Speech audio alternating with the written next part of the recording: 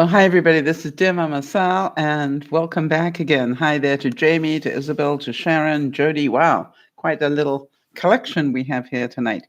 So, welcome to you all, and let's smile a little. I thought after we did quite a serious broadcast at lunchtime today that we might just lighten it up. But just an update for those of you who are following my journey. I did hear back from the first buyer that put in an offer. And those of you who were there at lunchtime know that I put in a counter offer to their ridiculous offer.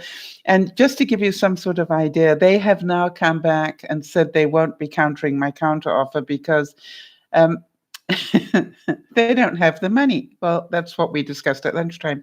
To give you some sort of idea, their offer was so low that it was over 120, over 120,000 below my asking price.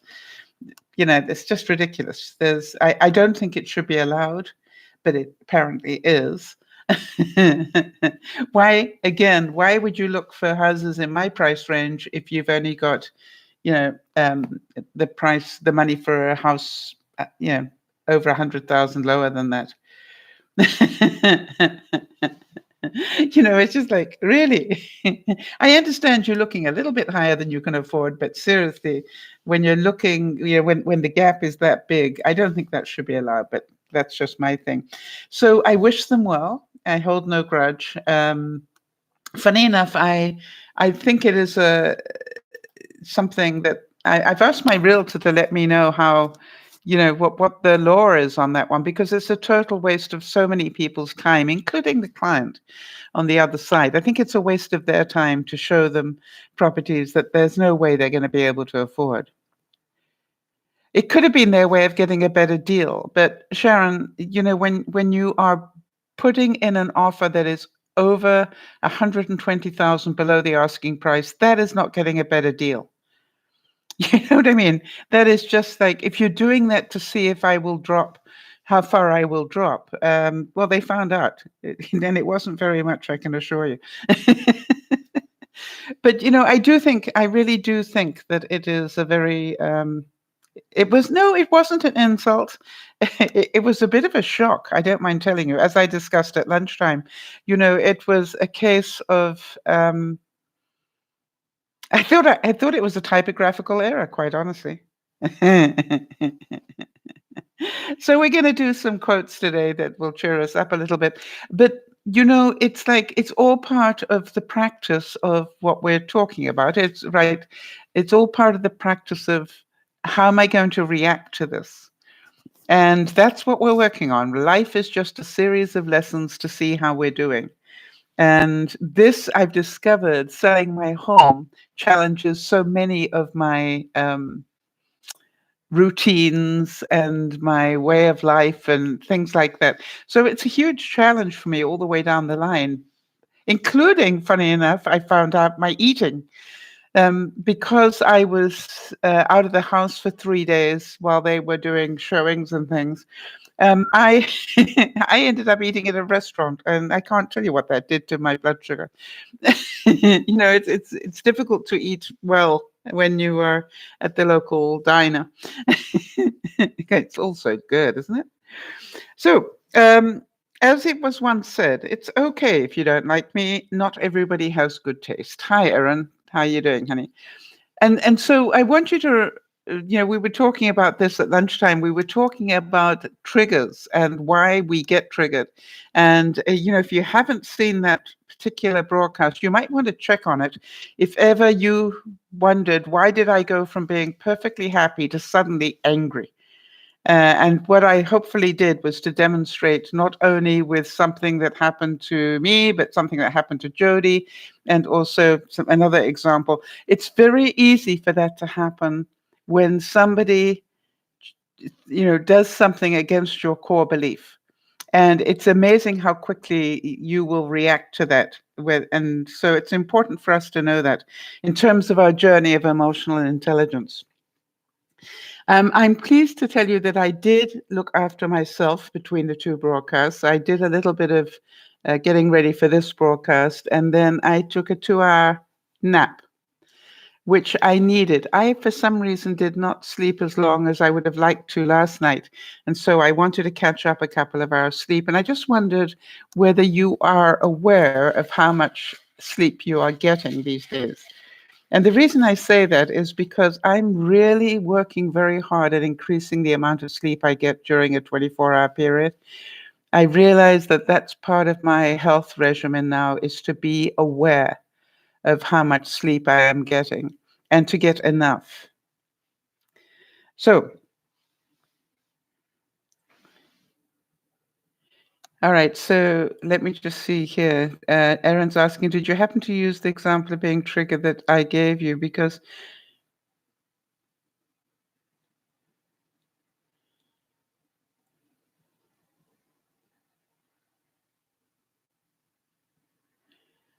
wow, that's interesting.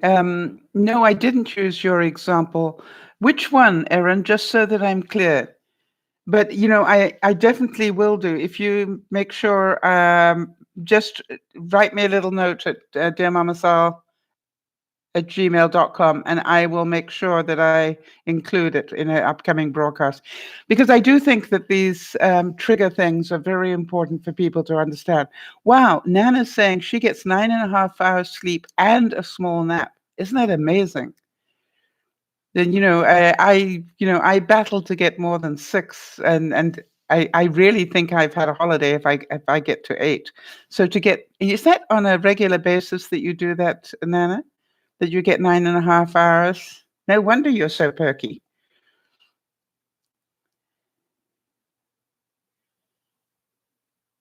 Right. So Isabel's saying I love to nap, right? I don't sleep much, and it's not good at 2 a.m. when I have to wake up at 7:30. Yes, I quite agree. You've always been a good sleeper. That is amazing. I think, that's yeah, Rick is like like me, right? He struggles to stay asleep. Well, yeah, that's okay. It's just that I am working quite hard about it. Oh, yes, Erin, that one.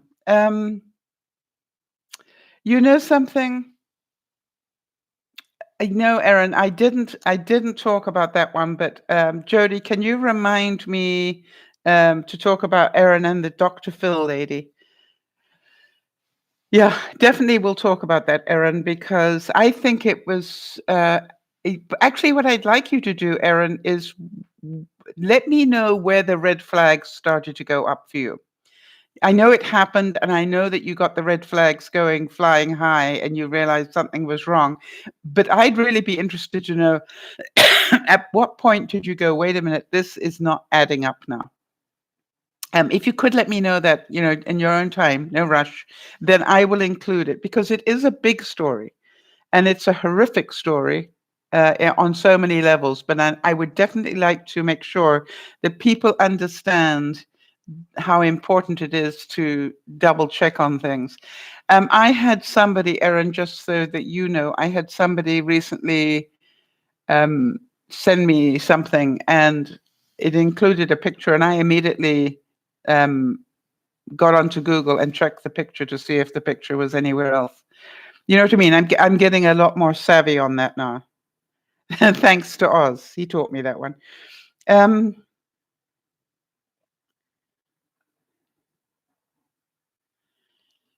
it's a really important thing that we understand that, yeah, there are people around that are not as ethical.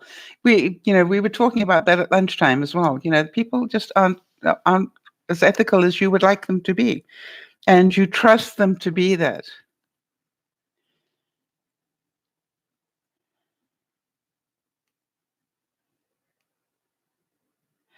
Okay. So, Erin, that's what I'd like to know. What those red flags were that other people saw, even if you didn't. Because I think it's a really, to tell the story is one thing, but to actually tell people this is where, at this point, a red flag went up, and I didn't see it, but somebody else mentioned it. It's an important thing for people so that they can learn at what point do they need to start checking out things. I often say to people, I used to say it a lot, Erin, when I was on stage. And I would be telling a story, and you could tell by the reaction of the audience that they totally bought the story. And I looked at them and I said, at the end of it, I can remember, I used to do it quite regularly and say, how did you know that was true? And was it? And the interesting thing is that people would look at me and go, what? I said, seriously, it was a good story, but how do you know it was true? How do you know I didn't make it up?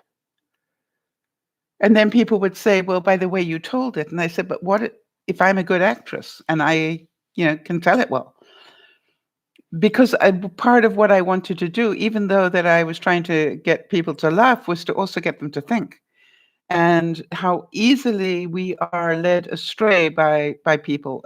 And so it is important to be aware. And if anybody else that's on the broadcast at the moment as well has got a similar story to Erin's of being totally sucked in by a charlatan, please feel free to write to me so that I can do a broadcast about that sort of issue.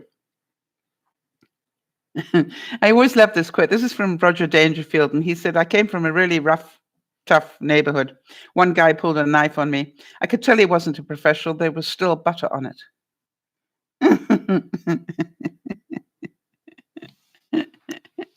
think that's so cute. I know I've read it before, but I still love it. All right. And George Carlin said, that's why they call it the American dream, because you have to be asleep to believe it.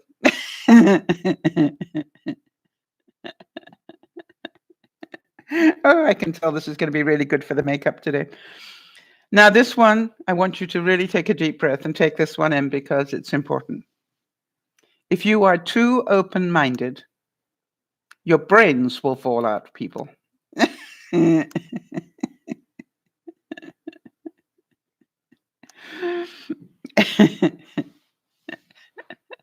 How many of you are going? Yeah, well, 2 of them.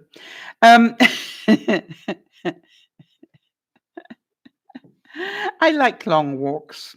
This came from Fred Allen. I like long walks, especially when they're taken by people who annoy me. Yeah.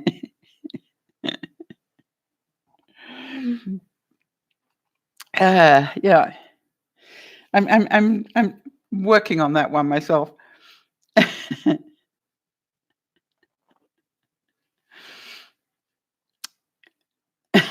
My esteem in this country has gone up substantially.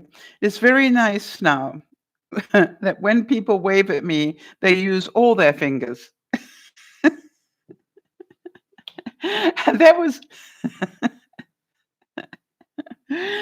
that was said, if you can believe it, by Jimmy Carter, the president, one-term president. When they wave at me, they. Anyway, the difference between stupidity and genius is that genius has its limits. Hi there, Pat. Pat is camping again, people. The difference between stupidity and genius is that genius has its limits. And stupidity obviously doesn't. The only way to keep your health is to eat what you don't want, drink what you don't like, and do what you would rather not. How many of you feel that way? Actually, I've got to be quite honest. With a couple of lapses this week with stress, I've been chewing at nails instead of dealing with stress issues. That I was saying to Jody recently and to Lauren as well, it is amazing how when you start changing your eating pattern, how it changes. How you find yourself doing things and you think, I can't believe I voluntarily went and ate that instead of something else. And so, I really do. I must say that I know when I'm eating well and I know when I'm not now. It's quite surprising to me.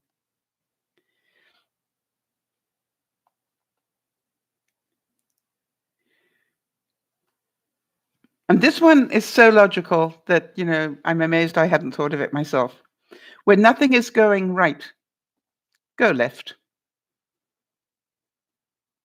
Yeah, Pat's also saying that about the eating, right, Pat? Oh, and by the way, viewers, just in case she doesn't pop in, Beth got seriously promoted. Did she actually get promoted to district manager, or is she now being fast tracked to that? I think she's been told that she can have the pick of any store she wants. It's hers. And so, and that she's in, I think I got it right, that she is about to become even a district manager because of um, something she exposed recently.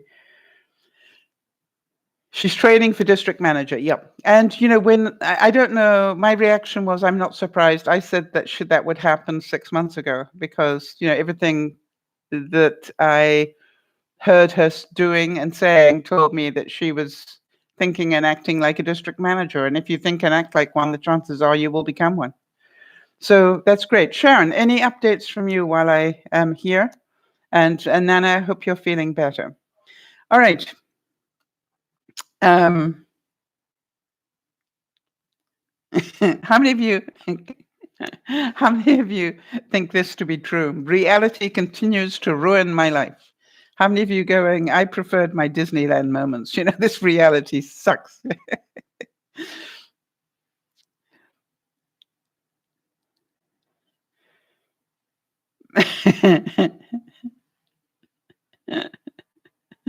Picasso said this. And, it's really interesting because you don't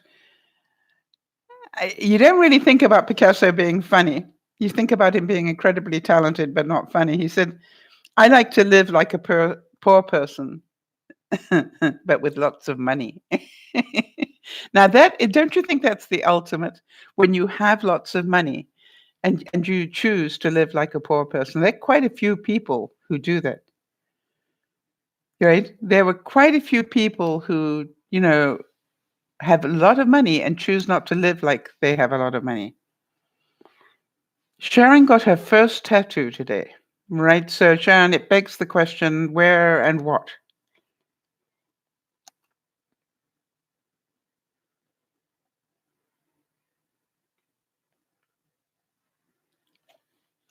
Now, this came from Albert Hubbard, and he was the guy that wrote Dianetics, wasn't he? Anyway, it says, never take life too seriously. You will never get out of it alive.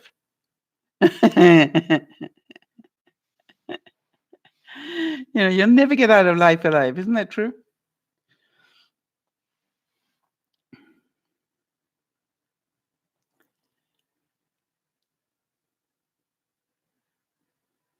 Now, this one, I think, describes a lot of you. Don't judge me. I was born to be awesome, not perfect. Yeah, I thought he wrote Dianetics. Yes, all right. So thank you, Jody. That my two brain cells are going in the right direction tonight. Don't judge me. I was born to be awesome, not perfect. All right. So Sharon's saying she had angel wings and the halo is a gold wedding band. Isn't that beautiful?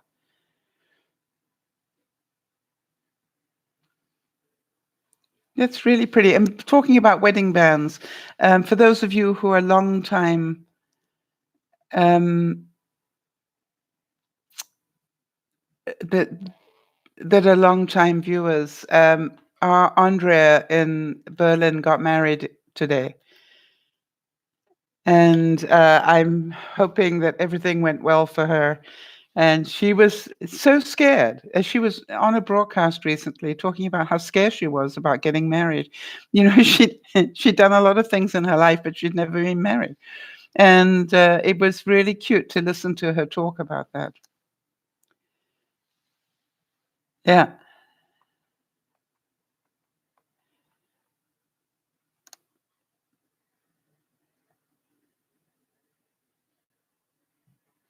How many of you relate to this one? Somebody said, my life feels like a test I forgot to study for on a daily basis, right? I've got news for you. When I got that, when my realtor wrote to me and let me know what the offer was that was coming into me, I literally I literally looked at it and I went, no, there must have been a typographical error there. No, nobody offers that sort of money on a house. It's just like they must have made a mistake. And when I found out that they hadn't made a typographical error, I'm going, really? Now, this one I totally relate to, and I wonder if any of you do. My bed is a magical place where I suddenly remember everything I forgot to do. How many of you relate to that one? You're just nice and relaxed and just about to go to sleep, and you go, I forgot to turn on the dishwasher. And you go, okay, fine. Then you go and do that. And you go back to bed and you get nice and relaxed. And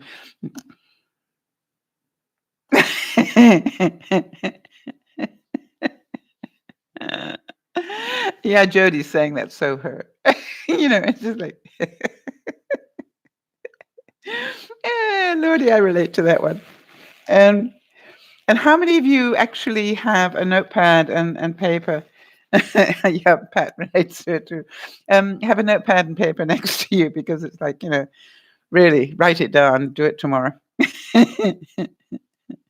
I found the worst thing was when I was on tour, and I used to be a professional speaker, and, my deadlines were so horrific and the stress levels were so bad that I would literally wake up in the middle of the night in a panic because there was, things that I hadn't done. And it wasn't just like, oh, well, I'll do it tomorrow. It was like, yikes, that has to be done before I wake up tomorrow. So, I'd be out of bed and doing, packing something I'd forgotten. But, I used to have this incredible packing list because of that. And people used to say to me, boy, that's an amazing packing list to have. And I said, it's after years of waking up going, I forgot to do this.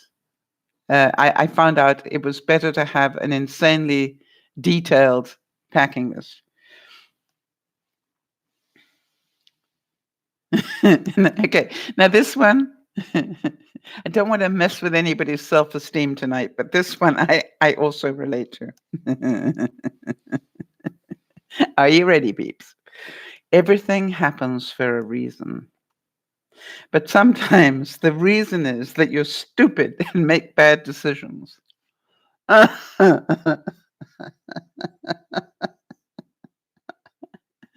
like that one. There is some humanity in that, I think.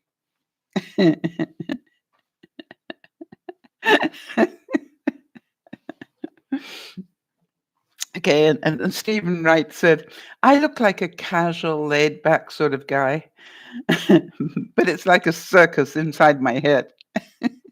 How many of you do that when you look perfectly calm and serene and is going on inside? Hi, Nerlene. Good to see you. And the same guy, Stephen Wright, said, I wrote a few children's books. Not on purpose.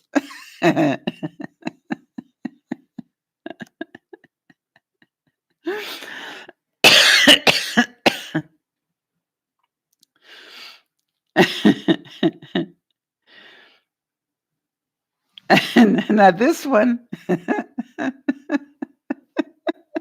Oh, these are nice today. All right. How about this one, everybody? Finally, my winter fat has gone. Now I have spring rolls.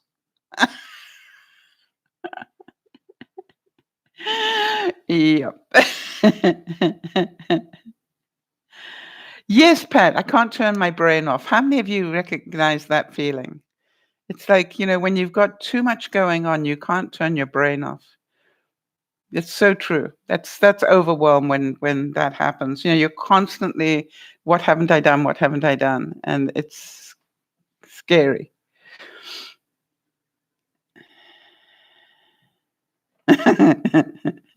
Now, this one's a bit violent, so just be aware, but it is funny.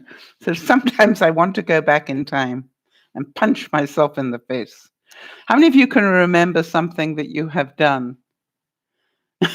You're going, if I could talk to my younger me, I'd have a very serious 2x4 over the head on that issue. I can think of a couple of things I did in my past. where I'm going.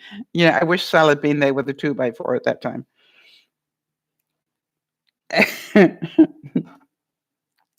Now this one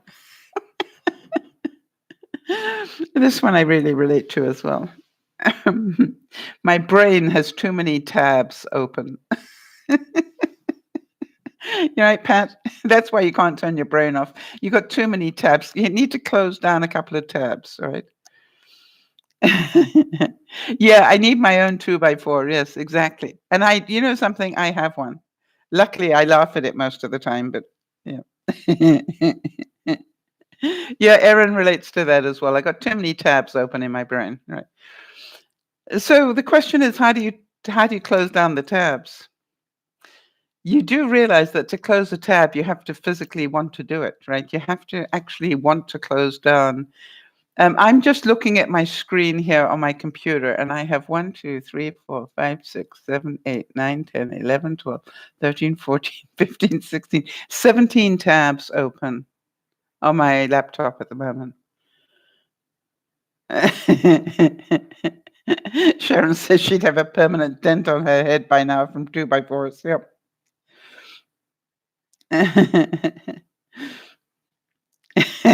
Now this one will make a lot of sense to some of you. And let me know who relates to this one. I don't even believe myself when I say I'll be ready in 5 minutes.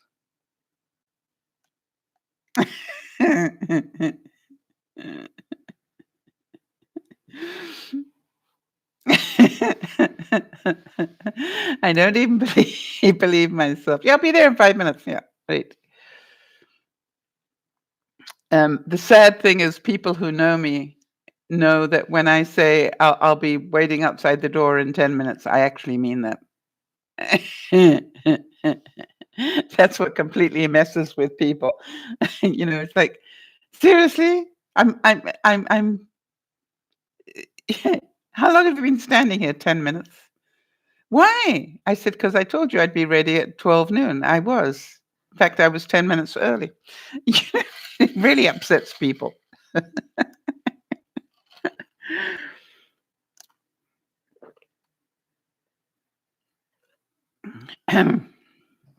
Now this one, yeah, you can't relate to exactly, Pat. And I'm a time freak as well. So I really. How many? Do we have any other time freaks in the room? And it is interesting. You're either an on-time person, or you've gotten a reason why you're never on time. Yeah. Yes, and Nerline's saying the same thing. If I say I'm going to be somewhere at a certain time, I will be. Yep. Pat's saying it drives me crazy having to wait on people. Yep. I quite agree. Yeah. But something, there are two sorts of people in the world. Those people who are on time, and those that have got an excuse why they weren't. I would rather be early than late. Yep.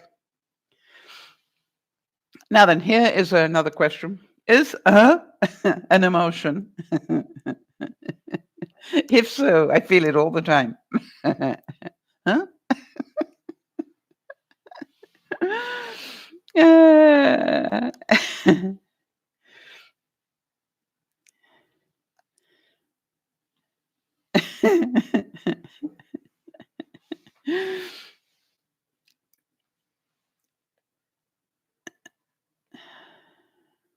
Now then. Yeah, Nana says she's always on time as well. All right, so how about this one? I don't weigh myself because most scales don't seem to know how heavy all the grudges I'm holding onto weigh. How many of you going, yeah, well, that's what the scale says, but that's because I'm holding on all these grudges, right? Sharon says her husband was 3 hours early for the wedding. For their wedding? Isn't that wonderful?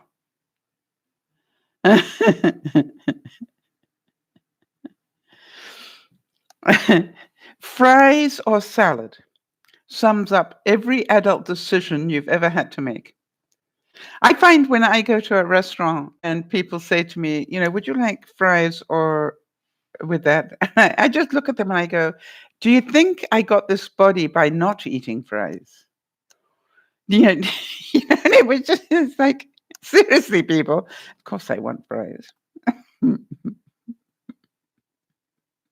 It's just like, what is it about the shape of my body that you didn't understand, right?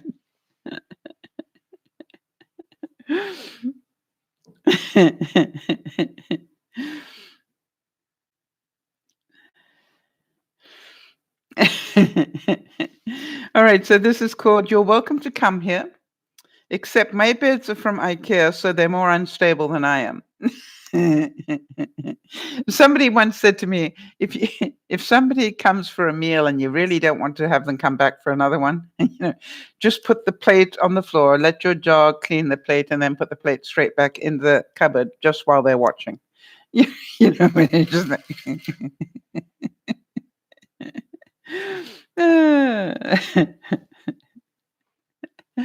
and this one is, of course, absolutely logical.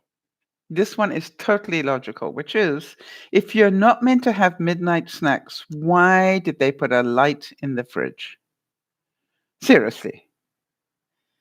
What is the point of having a light in a fridge if you're not meant to be able to see it when you crawl into the kitchen late at night, right?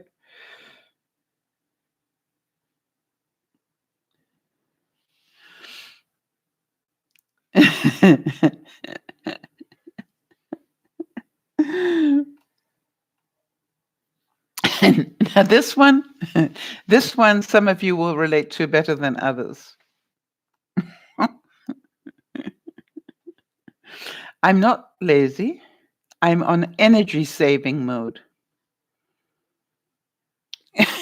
Eco. I'm on eco mode.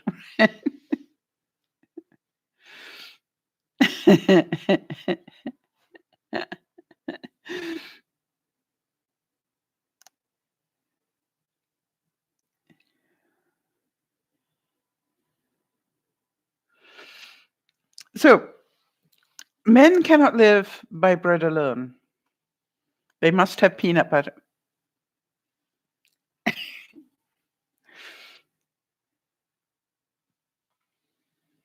Food is like sex.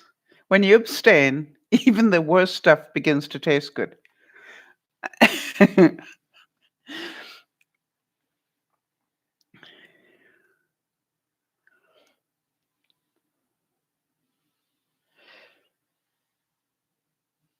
Roger Dangerfield again. And by the way, don't be practicing this one at home. So as you could tell, my parents hated me. My bath toys were a toaster and a radio. Roger Dangerfield really did have a very warped sense of the world, right?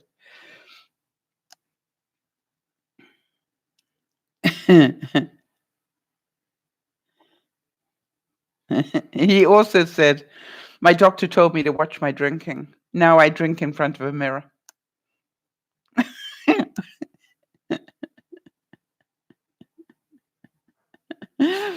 And he had the answer. He said, I found out there was only one way to look thin.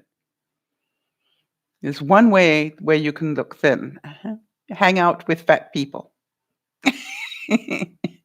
So my goal is to find people that are, have more weight than I do, and then I'm going to look thin by comparison.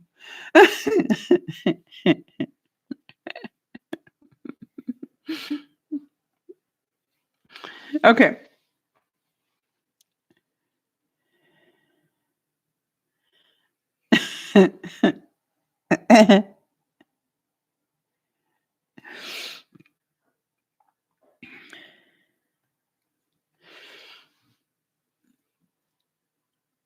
Now, this one is very thought-provoking. Think about this one. Some of you will know this one, which is like, I like Kit Kat unless I'm with 3 other people. And I've got to share.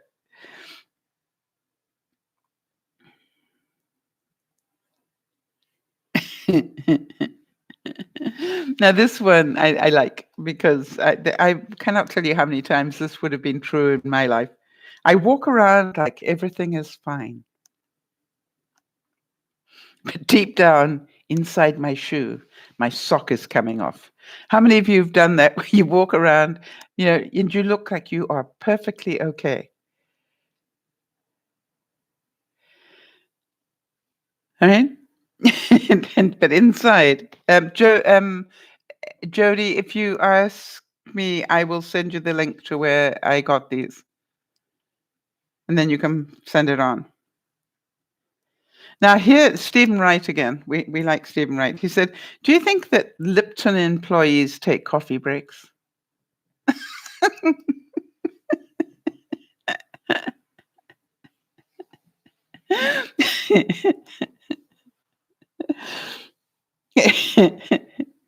And he also said, I drive way too fast to worry about cholesterol.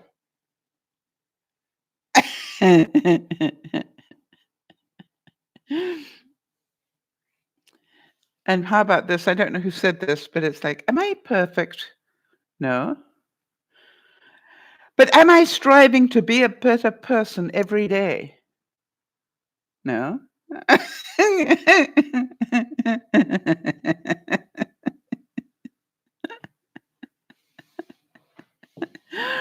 Now, this one is very clever. If you like it. It says maybe you should go and eat some makeup so you can be pretty on the inside too. Wow.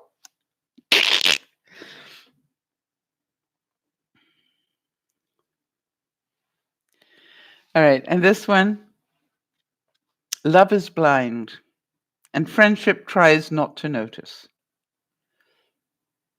Have any of you had that where a friend of yours, has, fell deeply in love with somebody, you going, I have no idea what she sees in him or her. It's just like, I must be missing something. He or she must be really good at something that I'm missing.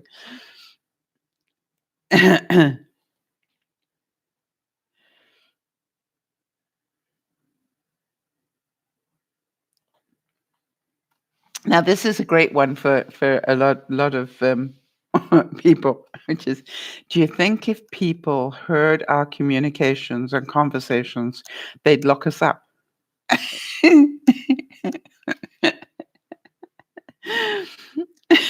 think that's cute. How many of you, have had a conversation and going, I'm really glad nobody's listening to this. Or I hope nobody is.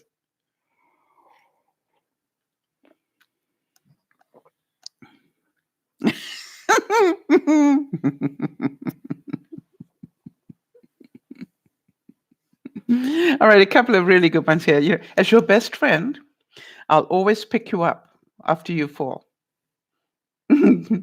Just as soon as I've stopped laughing.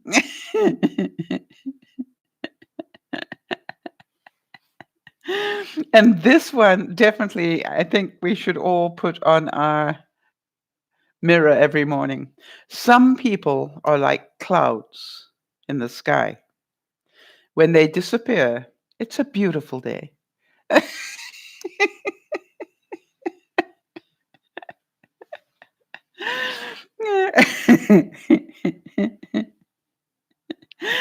And some of you want to write this one on your mirror. Please cancel my subscription to your issues. I keep thinking about Linda in the UK and her 10-minute rule. You get to gripe for 10 minutes. After that, I really, it needs to close down. I'm not interested anymore. I think that is such a clever thing.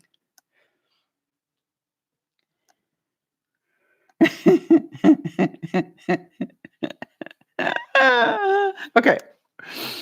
Ready? If you ran like your mouse, you'd be in really good shape.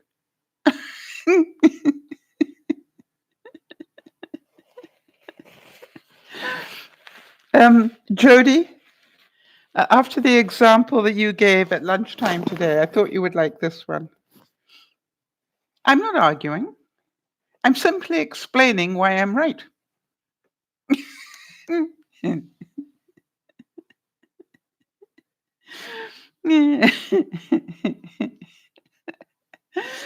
How many of you relate to that one?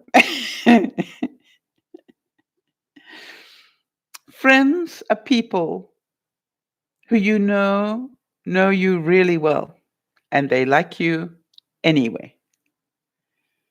Have any of you ever done that? I do that regularly to my friends. I will look them straight in the eyes and I go, I need to ask you a question. And they go, what's that, Sal? And I go, why did you ever become my friend? You know, are you insane? You know.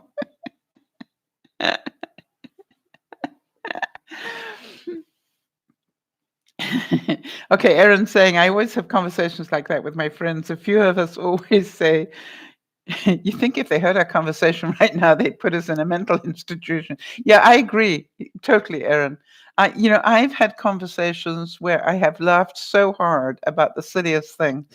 And, I think, for an intelligent person, well, I like to think of myself as fairly intelligent anyway. How could I have found that so funny?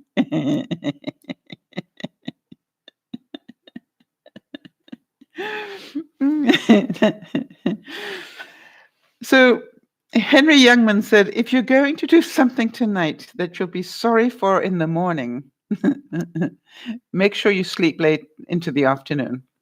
You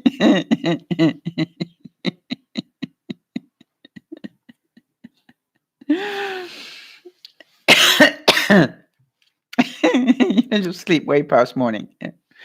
There's nothing better than a friend. Unless it's a friend with chocolate.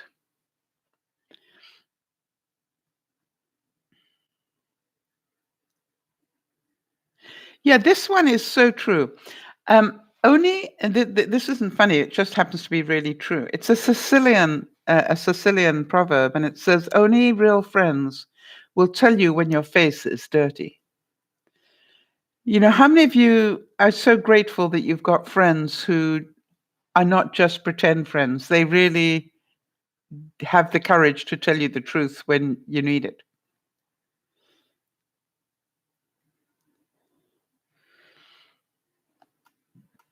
And this is also very true, I think. It is one of the blessings of old friends, in other words, people you've been friends with for a long time, that you can afford to be stupid with them. It's not a maybe in my case. If you're my friend, I'm going to be doing stupid things. Or if you happen to be, as some of you have met my friend Marnie, boy, she can be a klutz. you know. And the funny thing is, she is a klutz with great class. I can go to a really fancy restaurant with Marnie, and she really looks so good and really looks the part and everything else. And the next thing is the bread roll will be flying across the room by accident, or, it's it's just like she'll put her hand down and it'll hit the knife, which will then hit the fork, which will then fall into the soup, and and I will just sit there going, hmm. And I'm your friend. But that is the trick, whenever those things happen with her, and they do all the time when I'm with her. My trick is to play the straight guy. She she'll be sitting there, with this beautiful white tablecloth, that's totally mess because she just spilled her soup all over it, and I'll be looking at the waiter going, "Do we have a cover-up cloth anywhere?" you know, and maybe a bib, you know.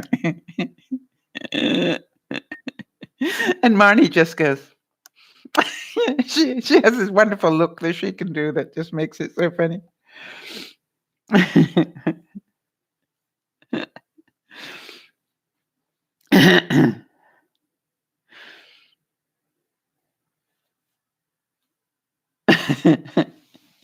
And I think that's something we need to remember. If you look at the people that you really enjoy, and how many of them are in your life because they actually make you laugh. And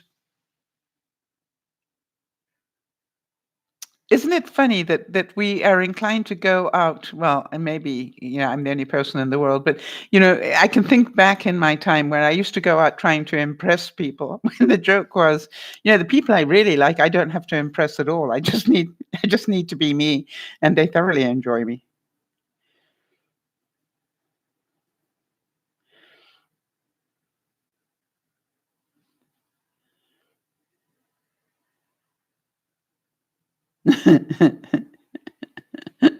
Some of you will remember this feeling. You can drag my body to school, but my spirit refuses to go. How many of you can remember that feeling? It's like, I'm here, but the lights are not on. My physical body is at school, but the rest of me is still asleep somewhere. Oh, Lord.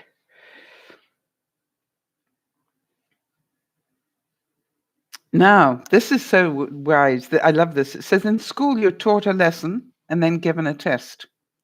In life, you're given a test that teaches you the lesson. How about that one? How many of you going, yeah, that's true?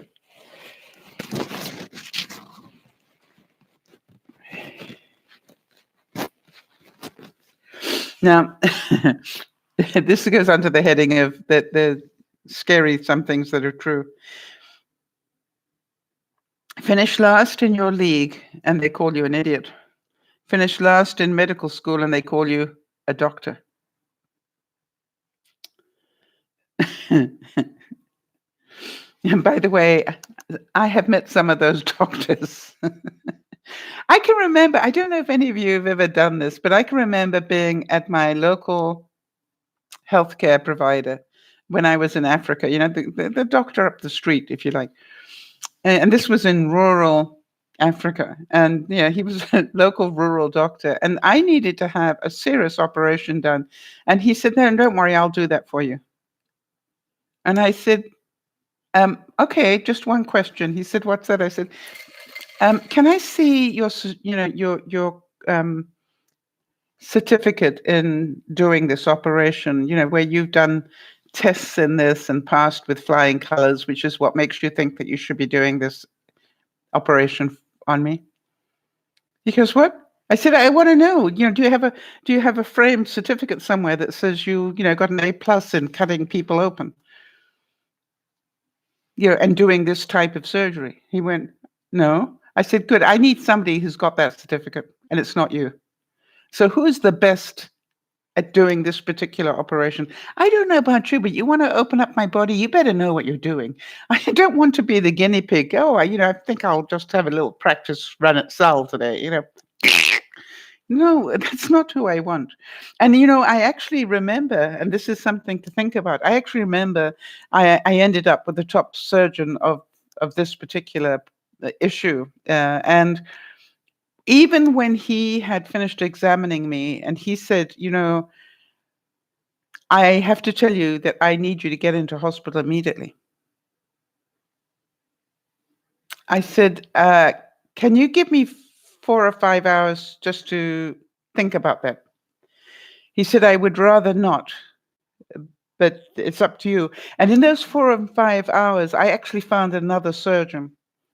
And I told him my symptoms and I let him examine me. And he said, quite honestly, if you were my patient, I wouldn't let you leave here. I'd take you straight into surgery. I said, thank you. And I went back to the original surgeon and I said, okay, go for it. Do what you have to do. He said, what changed your mind? I said, a second opinion who said exactly the same thing. One that you didn't know.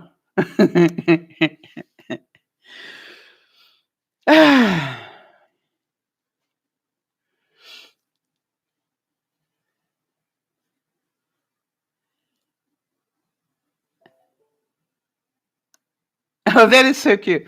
Erin's just written to me and said, the quote about the only thing better than a friend is a friend with chocolate. Kerry, our viewer, is Kerry on today? I didn't see her come in if she is. Kerry and I basically live by that motto. We'll even buy an extra chocolate bar and say, this one's for you. I think that's so cute. Yeah, I bought an extra chocolate bar today, especially for you. I'm going to eat it for you as well. Yeah, that's it. Yeah, I can see that. I bought you a chocolate bar. I'm going to eat it for you too. Yep.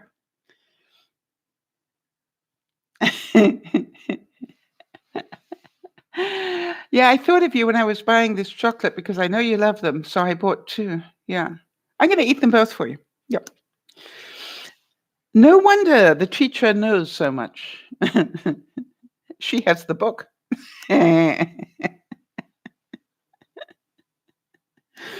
um, by the way, have you ever had that happen? I can remember I was teaching some children once when I was in Africa. I was teaching some children something to do with biology or something. I don't know what it was. And I was reading their textbook. I came across this paragraph and I sort of stopped and I said to the children, hang on a second.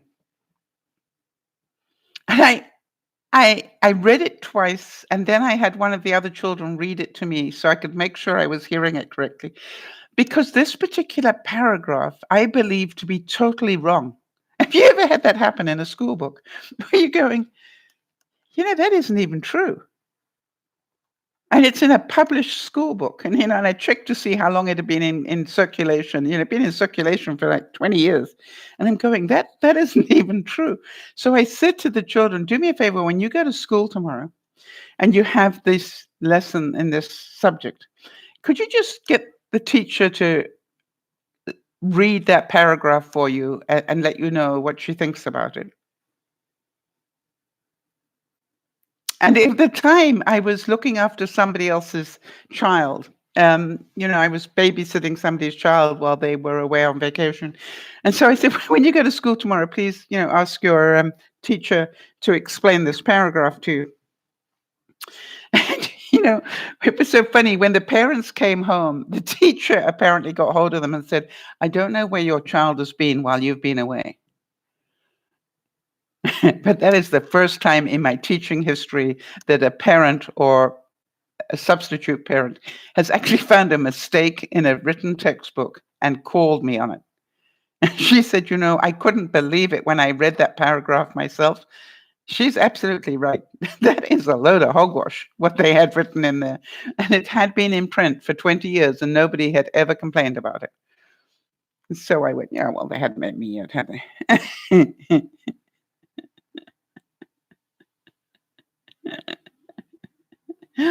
How many of you can relate to this one? This one has definitely got my name on it in a number of places. It says, people learn something every day. And a lot of times, it's what they learned the day before was wrong.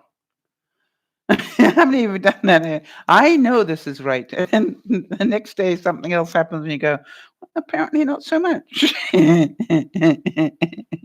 It seemed right yesterday, but apparently today it's not so right as I thought it was. And this one I like too. It says, education is a progressive discovery of your own ignorance. As we've been doing the learning this year, how many of you are going, I cannot believe what I believed last year? Right? I mean, I cannot believe that I read whatever it was that I read somewhere in a book that made me see a vision of the hamster wheel going round. And then I read that something else in a book that changed my life forever. I don't mind telling you.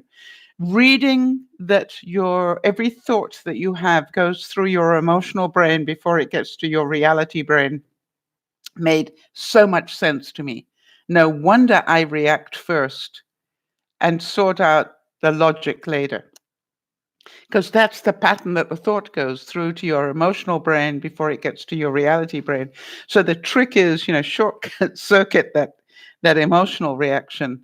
It has to go through there. You have to react. Look at what we were talking about at lunchtime, right? It's quite normal to react. It's how long do you stay reacting that is the emotional intelligence component.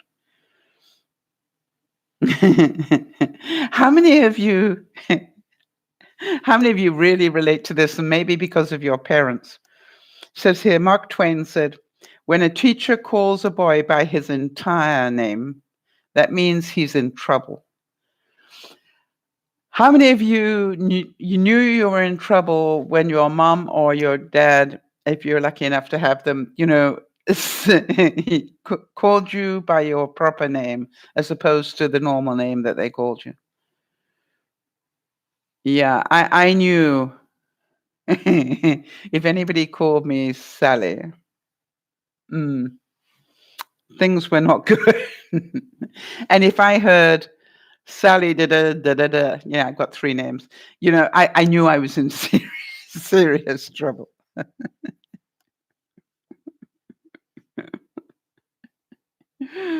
Golly gee. And how many of you also would agree that the most important things that you can learn in school is the fact that the most important things cannot be learned at school?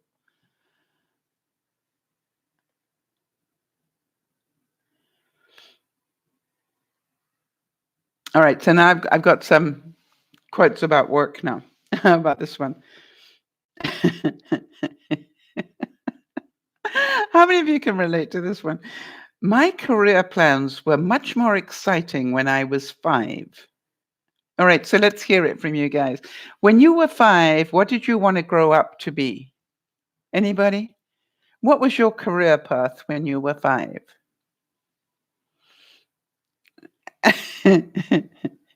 And you know I was going to be a princess, don't you? And I don't mean just, a Disney princess. I mean Sweetheart Valley type princess. I've said so many times that, if ever you get caught into that whirlwind of Hallmark romances, I keep saying, I cannot believe that there are that many eligible male bachelor princes in Europe, but apparently there are lots of them.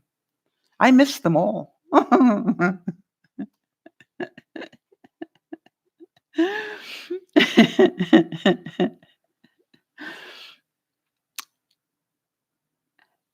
Right. Is that true, Sharon? That's what you wanted to be? That when you were 5, you wanted to grow up to be a housewife and a mum? Oh, or was it? Oh, you wanted. All right, Jodie's saying she wanted to be a nurse and a ballet dancer. That really is quite an interesting combination. How many of you got that vision? Pliés all the way down to emergency. Yep. I don't think I've ever heard of anybody that actually grew up wanting to be a housewife. Isn't that interesting? Right? And I've got, and I'm certain there are lots of you that wanted that. But, I don't think I've ever met anybody who said that, when I grow up, I want to be a housewife. Wow, that's fascinating.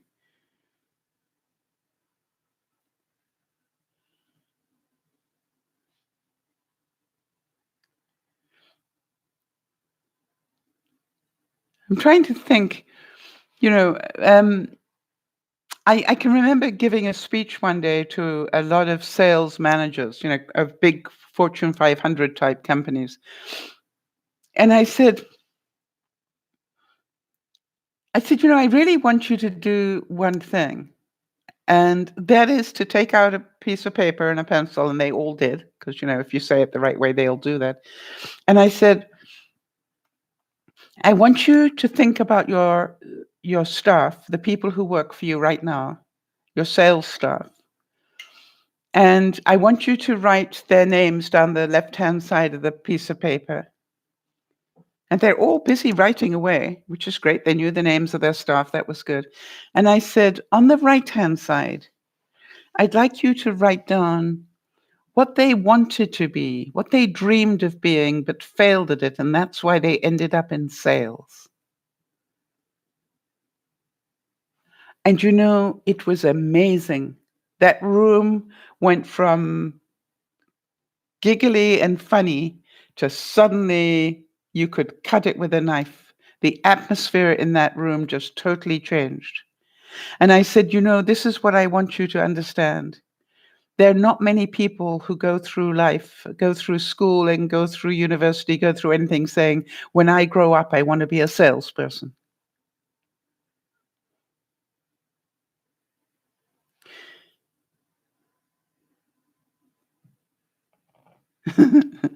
Okay, so do any of you remember Henry Kissinger?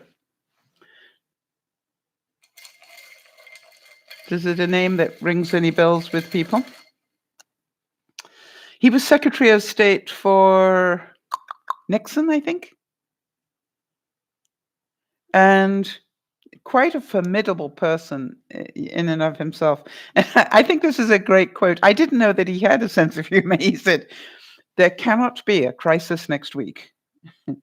My schedule is already full. I can imagine that there must be days like that when, when, if you sit in that sort of a position where you've got, conflict going on here. Oh, both Nixon and Ford. Thank you. Yes, that would be true, right? But can you imagine, you've got a crisis over here and you've got another crisis brewing over there. And then you hear about Venezuela's got a crisis going on. And then, well, wait a minute. I'm full of crisis right now. Africa, shut up for a while. I haven't got time for you to be in crisis as well. I'm busy trying to sort these other things out. I think there must be some truth in that.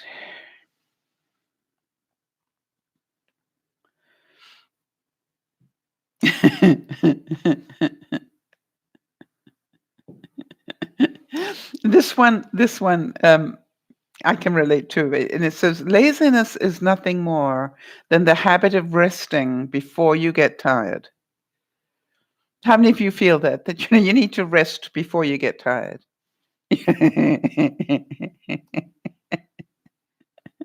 Don't want to push the body too much now.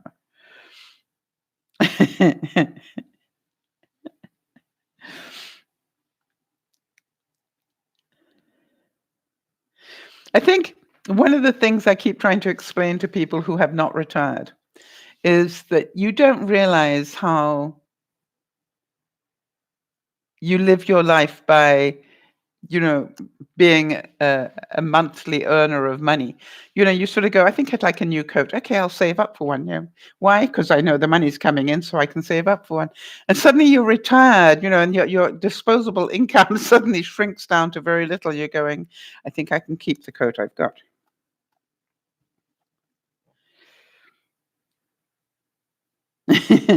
This is a Polish proverb.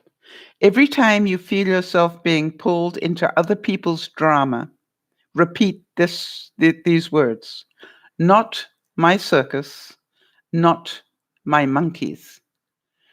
How many of you feel that you're learning to not get sucked into other people's drama?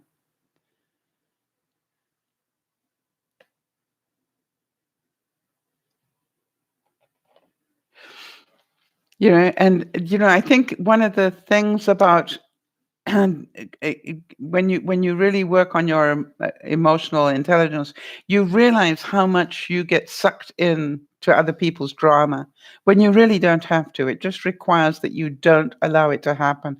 I think I've mentioned before a book called The Celestine Prophecy.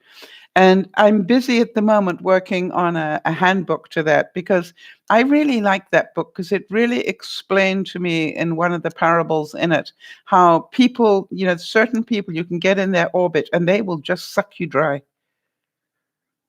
All right. They just, every time you meet them, the only time you ever hear from them is when they've got a problem.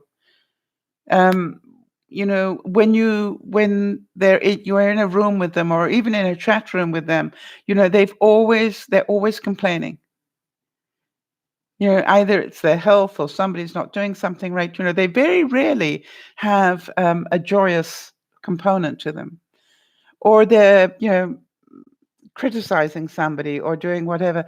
And it's really interesting, because what I read when I read the Celestine Prophecy was that to be aware that some people, that is what they do. And they don't mean to. I don't think they get up in the morning and go, let me really be, somebody who complains today. But it's amazing how many people do that. So be aware.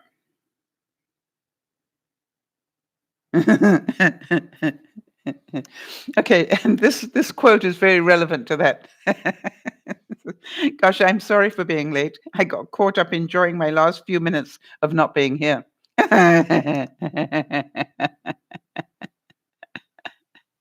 Oh, yes, Nolene, that's so true. Nolene's adding, and they don't want to know about your issues, right? They don't care about anybody else. They just care about themselves. This is my story, and, I want lots of attention for it, and I don't want anybody else to take my space. Yep. I totally agree with you.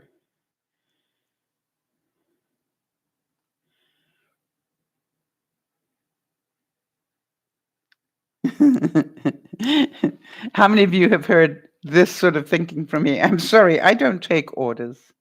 I barely take suggestions. If you really want to trigger me, just tell me what I have to do with my life. Boy, I value my freedom much more than I knew. All right. I like my freedom to decide what I do with my life. Right. Don't tell me what I have to do. No, I don't have to do anything. Not since the day I became an adult. I get to have lots of choices now. And I think this is the whole thing. Sharon, you get to have a tattoo. Well done. Oh, yes. Yeah, Jody, that's so true, right? Jody's saying, and if you try to shut them down, you sometimes hear, but I thought you were a friend. It's so draining. Yes, it is so draining. And it is difficult, though, because where do you find that balance, Jody, between a genuine person that you want to give time to and a pretend friend that's sucking you dry? So be careful of that one. I don't think we're saying don't listen to your friends when they're in trouble. That's not what we're saying, right? This is like the only conversation they have is negative. Right. And Nolene's saying, I walked away from such a friend. Yes, I did too, funny enough. Not funny, it was sad to me, but I had to do it as well. Somebody I'd known for many, many years.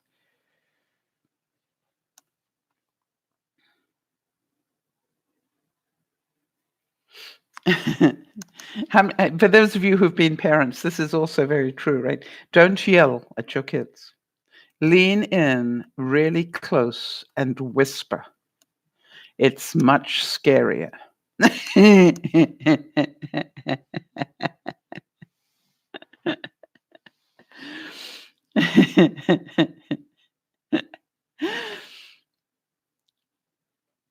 Yes, Jody, you're right. And that's where you have to ask yourself, am I enabling this or am I being a friend?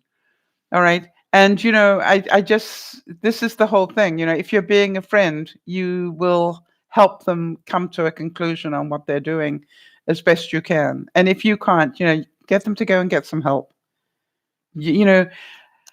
You're not their therapist. You're not their doctor. How many of you, I mean, that always drives me up the tree, when somebody's going, well, I've got this big pain in my left foot and it's been like that for 2 weeks. And I'm going, what does the doctor say?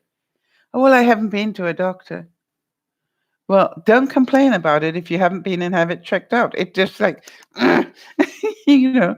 So why are you complaining about it? Why aren't you going and having it checked out? So my question is, have we all met those people? And how do you deal with it?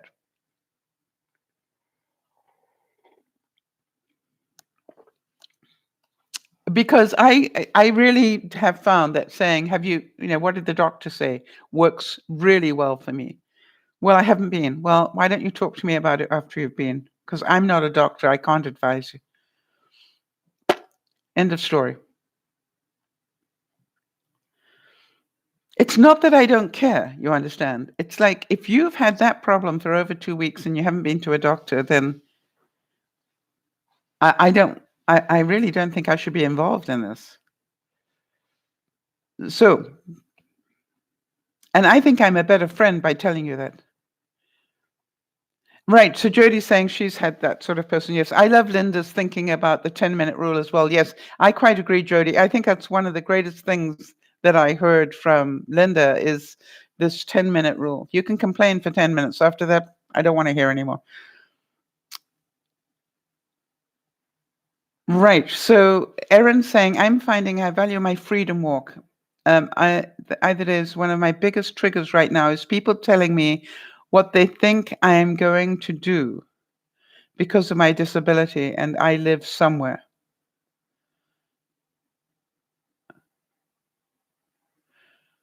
I used to and controlling the other client in all aspects of their life. Yes, I want to. Nana, I'm sorry that you took that personally. That was not my intent, but interesting. Nana's saying, I've seen 4 doctors. They don't know how to help me. No one did. Sorry. I want to tell you, it's like Liz. Liz has seen a number of doctors, and I told her, don't quit, Liz. Don't quit on yourself. Keep going and finding another doctor until you find out what's wrong. And she's done that now. She managed to find one. You know something, Erin? I think that people trying to tell you what to do is, it was part of my discussion at lunchtime.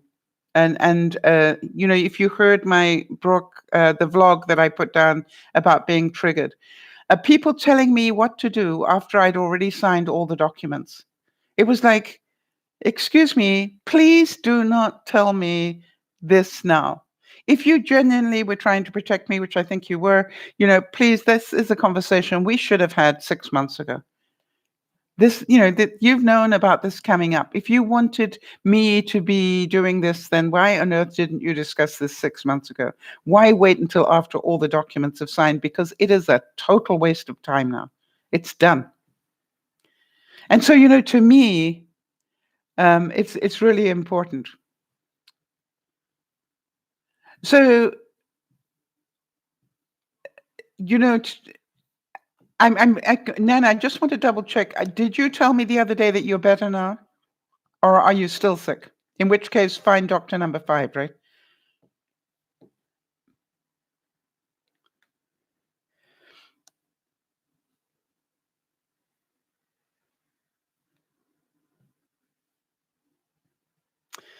And, I really encourage all of you to be your own. I think somebody once, was it Jody or somebody was saying to me, it is really important that you are your own best advocate.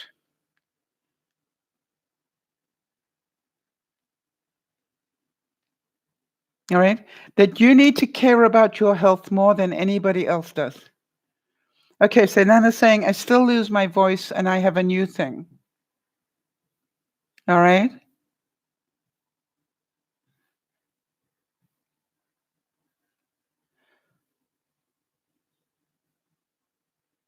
You've been to an ear, nose, and throat specialist, I presume, Nana, or you're on, hopefully.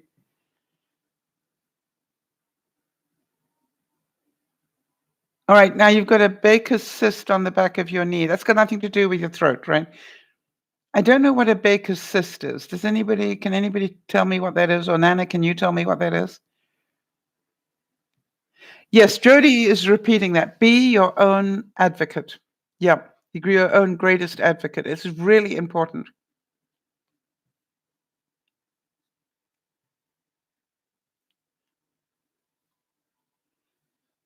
Oh, so it's a fluid accumulation. All right. And have you been to a doctor about that one? Or have you been to a doctor about losing the voice? Which one have you been to 4 doctors about?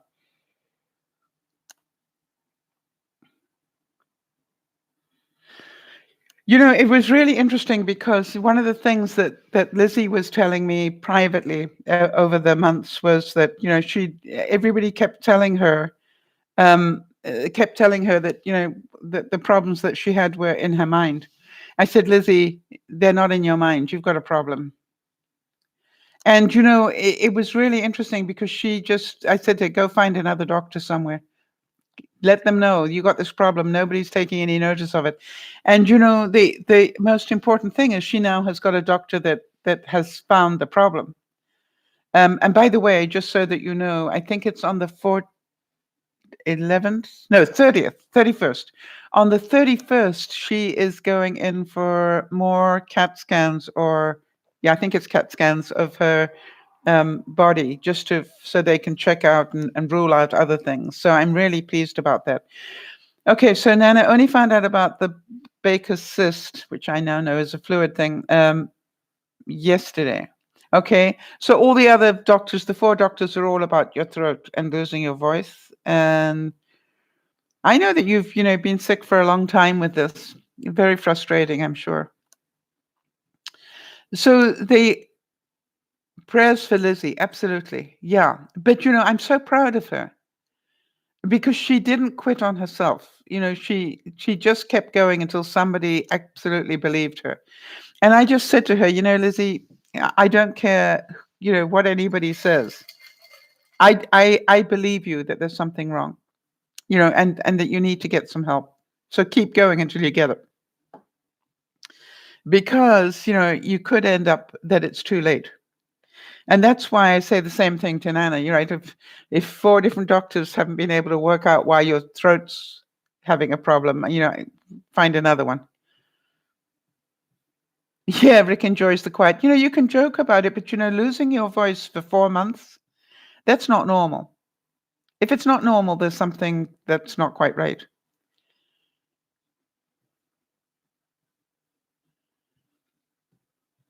Right, Nyasha. Some doctors, end up not believing their patients because they, but some of them also, you think about it, I wouldn't want to be a doctor. Let me ask you, everybody, how much time do you spend in a doctor's office on average? When you go in for your appointment, how much time do you spend there? All right. And my sense of it is that most of us do not spend more than about 10 minutes max in a doctor's office. 15 if you're really lucky, right? Um, and so you think about it, in that 10, 15 minutes, they have to listen to your symptoms and try and work out what they think it might be. And then, maybe make a judgment call as to what it might be. And unless we keep going back, no, I didn't ask how long you were waiting. How much time did you spend in the office talking to? Yeah, Jody's saying an average of about 12 to 15 minutes. Yeah, that's what I would think. About 10 to 15 is the norm. And so, you think about it, they got to be pretty clairvoyant. It was interesting. I remember going to a specialist once, and I think I told him 3 things, and he made an instant judgment call on what was wrong with me. And I said, I wonder if you could humor me. And he said, what are you talking about? I said, I wonder if you could hear me out for a full sentence or 2 before you decide you know what's wrong with me. I would feel a lot safer right now if you did that.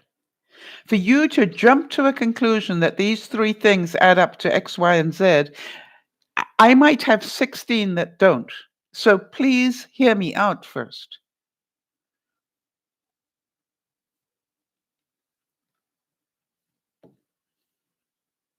Yeah. All right. Niesh was saying, I went through that issue also because he felt like I knew more than him, because I told him, I read somewhere that, and together my norm was not his normal. Yeah. So, yeah, it is difficult. And by the way, can you imagine, it must be very difficult for doctors today. I have some compassion for doctors actually right now because, when I grew up, patients weren't educated in medicine the way that they are today. How many of you do quite a lot of research on your symptoms and things, on your own? I think it must be very difficult today that most of patients come in now and they have an opinion. I can remember saying, well, you've tried X, Y, and Z, but I'd like you now to think about maybe this is A, B, and C.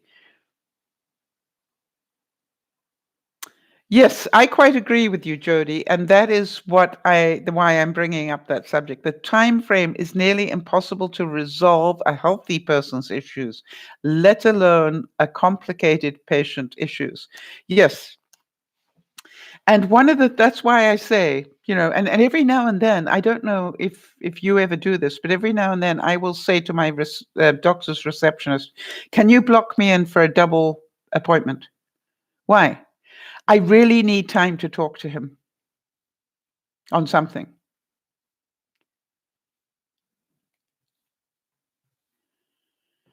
Now, it's interesting. Jody's saying that she goes into a doctor with a clipboard of questions and things, and the doctor says, "Hand it over and let's get down to brass tacks." I did that once, Jody. I went into my doctor with a typed list of what was wrong with me because I thought it would save him time. And he laughed at me. He made he made some comments that were really quite disparaging.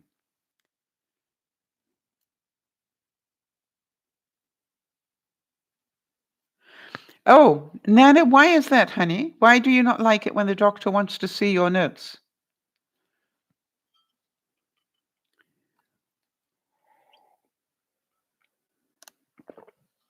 I would love my doctor to want to see my notes. All of them. You know? But it's interesting. I find that interesting that you don't like that. I can't believe that, I came across a doctor that didn't want to know what I'd written down. The things I'd come in to talk about, he didn't want to know. All right. That's very relevant. Yes, Nana, right? So Nana's saying the reason she doesn't want to give him the notes is because they are merely bullet points and she has more to say about them. Yes, and that's probably why he wants the notes, because he wants to get to the bottom line. Yeah, good point, Nana.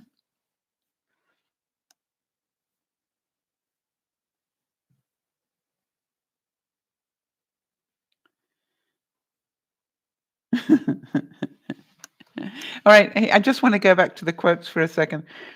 For those who've had children, I hope that you can relate to this. When your children are teenagers, it's a good idea to have a dog. So at least somebody in your house is happy to see you.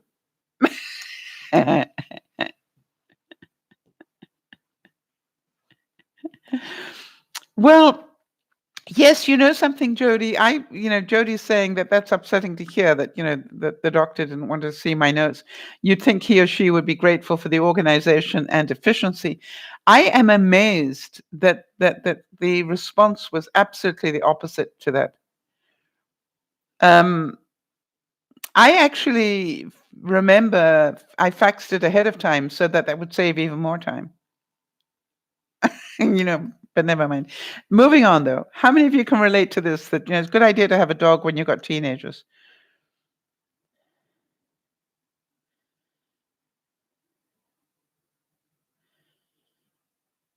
That's clever.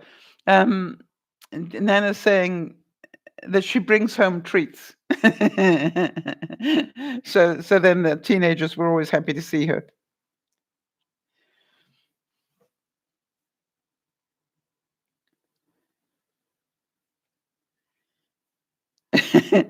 Now, this one I really relate to. Chelsea Handler said this, and she said, obviously, if I was serious about having a relationship with somebody long term, the very last people I would introduce him to would be my family. I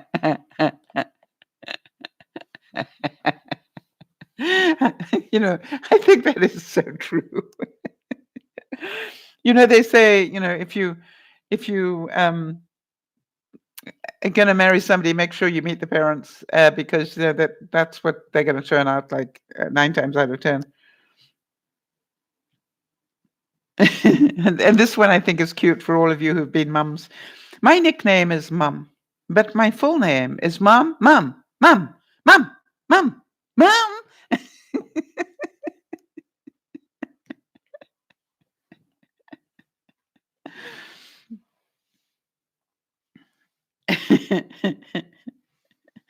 All right. And how many of you relate to this one? Toddler. The definition of toddler: emotionally unstable, pint-sized dictator with the uncanny ability to know exactly how far to push you towards utter insanity before reverting to a lovable little creature. I'm going to read that again because I think it's cute. The definition of a toddler: an emotionally unstable, pint-sized dictator with the uncanny ability to know exactly how far to push you towards utter insanity before reverting to a lovable little creature. I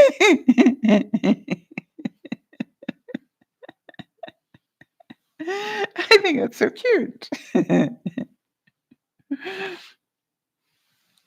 All right, and this is another one about being a mom. Somebody said, I never know what to say when people ask me what my hobbies are. I mean, I'm a mom. you know, that is a full-time hobby, right?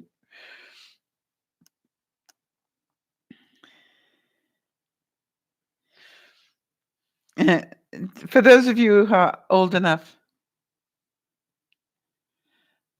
Oh, Nana's saying out of her 5 girls, she had 2 like that. Yeah. Do any of you remember the name Zaza Gabor? Zaza Gabor is I think she was Polish actress originally. Anyway, quite stunning beauty, and she spent a lot of her life bedridden in her latter years. She said, "A man in love is incomplete until he's married. Then he's finished."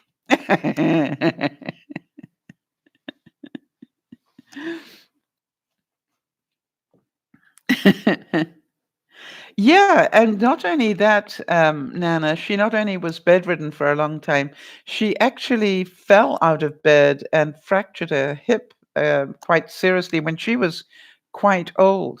I think in her 80s. She actually leant over to try and get something and then slipped out of bed and I think shattered her pelvis or something. So she spent a lot of time being bedridden. I don't know how many years it was, but it was and a really my sense is about 10 or 20 years being bedridden in her latter years.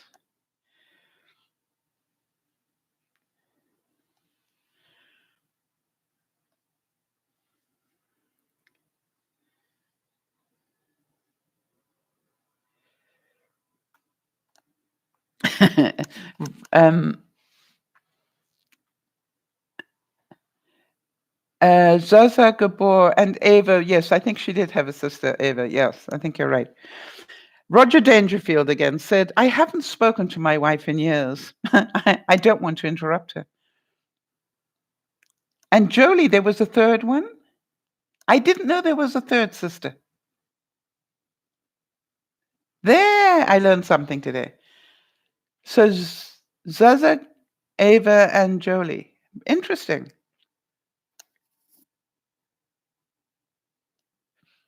Yeah. Okay, Jody's checking that out for us.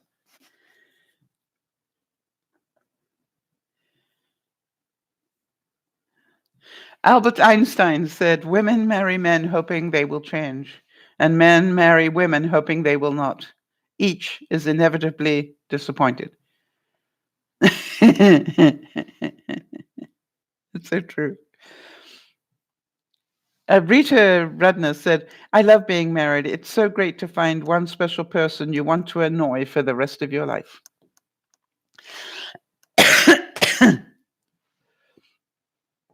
I seem to do that quite well.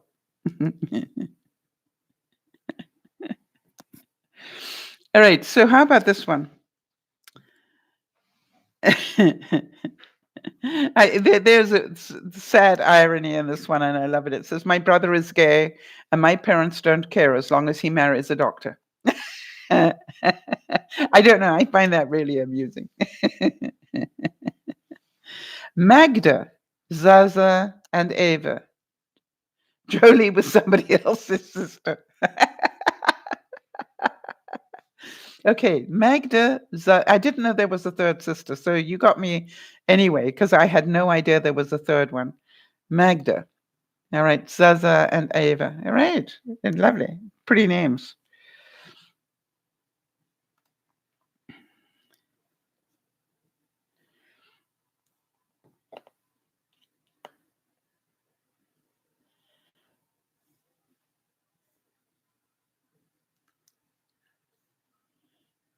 Green Acres is the show, apparently.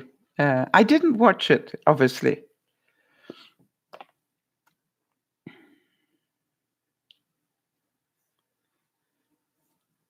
All right, Oscar Wilde, you know this is going to be droll. Oscar Wilde said marriage is the triumph of imagination over intelligence. And second marriage is the triumph of hope over experience. Isn't that true?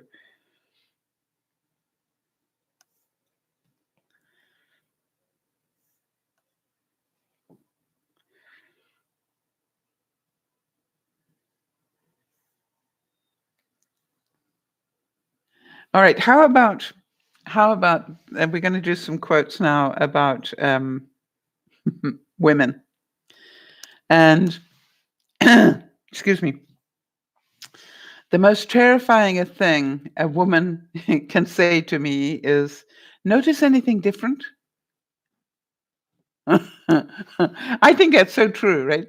You're going, "Oh gosh, now what have I missed? And what if I get it wrong?" I relate to that. That's so cute. And Oscar Wilde said as well that crying is for plain women. Pretty women go shopping. I think that's clever.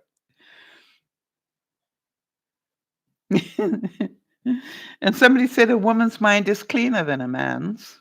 She changes it more often.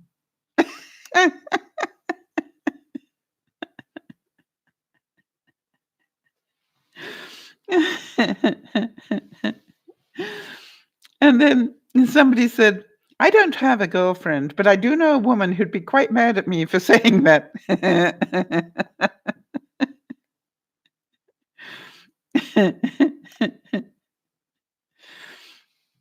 Um,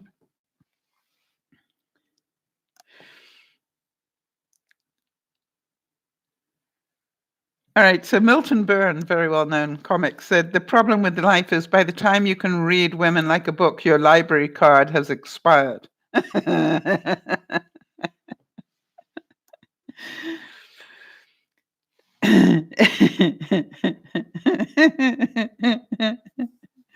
Mike Vanetta. Oh, well, there you go. Thank you, Nolene. Vilmos and Jolie Gabor were the parents. So you did get Jolie correct, Jody. You got Jolie correct, but it was the mother. Interesting. All right, Mike Vanetta said, when my wife says she'll be ready in 5 minutes, I know I'll have just enough time to fly to space, write a poem on the moon before we go.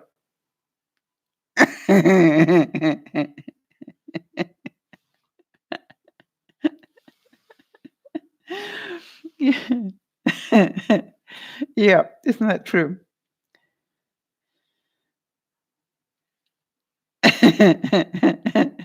And then how about this one? God made Adam first because he didn't want any advice from Eve on how to make Adam.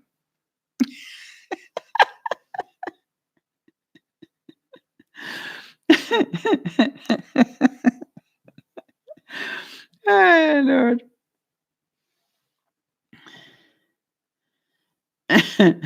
Now, this one, forgive me for this, but I love it. It says, there are a number of mechanical devices which increase sexual arousal, particularly in women. Chief among these are the Mercedes-Benz 380 SL convertible.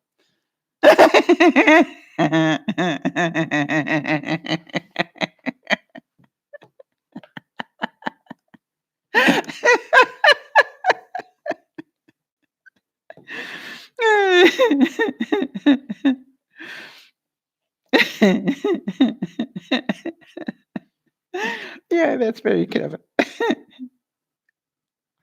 All right, so now then, how about some funny quotes about men now? All right. Why do men like intelligent women? Because opposites attract.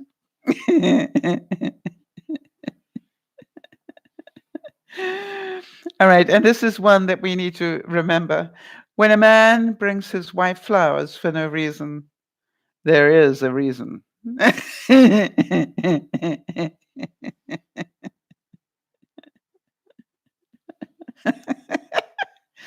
All right, and how about men are like a deck of cards? You'll find the occasional king, but most of them are jacks.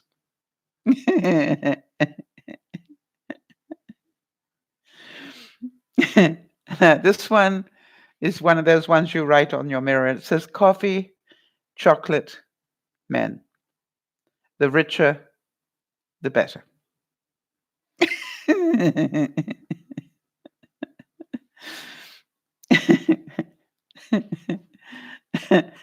Welcome back, Matt.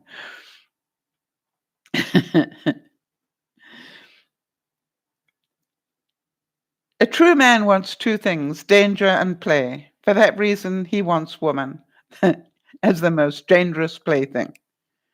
Isn't that true?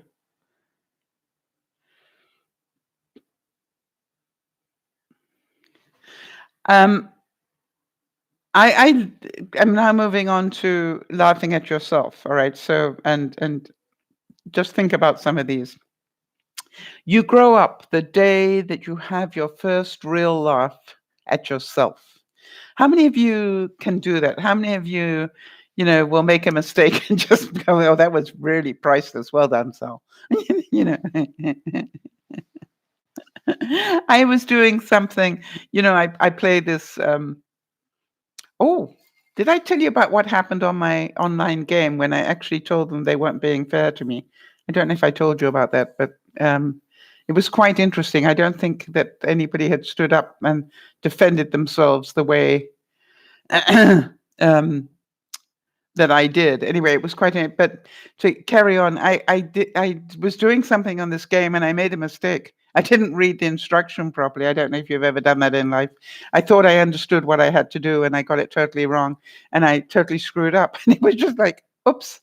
The reason that you've forgotten it is because I don't think I've mentioned it.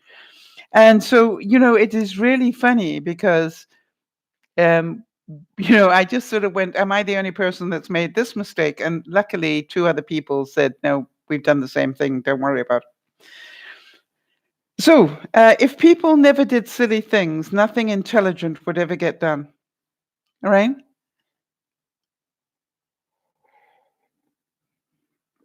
Nana, I don't know if you heard, but I got my first offer from that first looker at my home. And it was over $130,000 lower than my asking price. Can you believe that?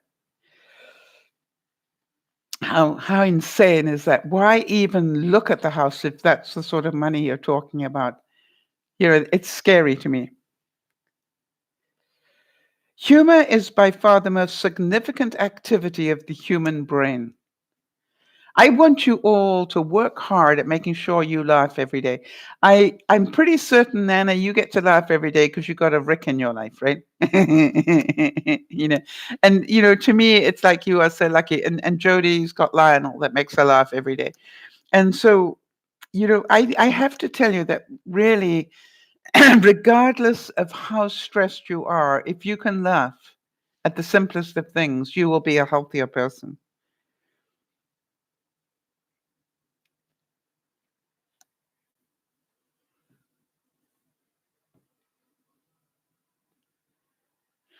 Alan Alda, who was in um, MASH, if you remember, he said when people are laughing, they're generally not killing each other. Very wise.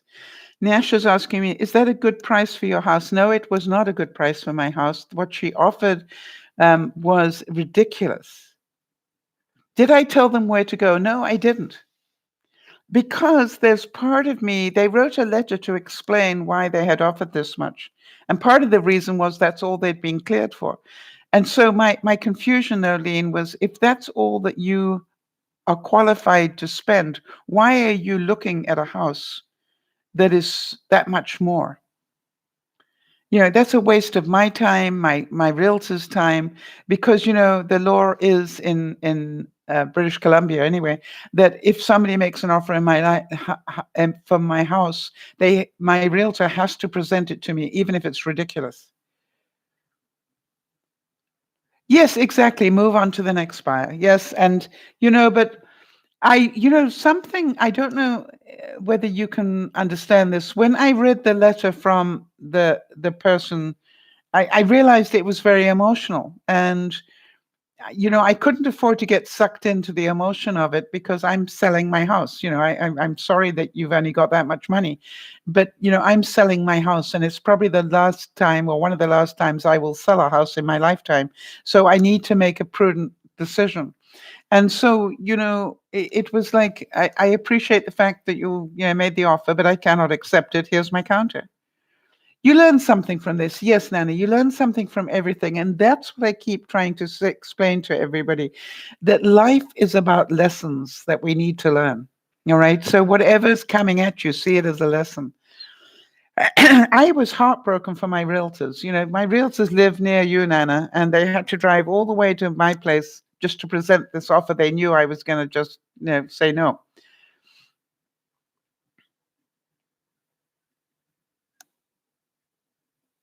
And angels fly because they take themselves lightly. Devils fall because of their gravity. Remember that. Take yourself lightly.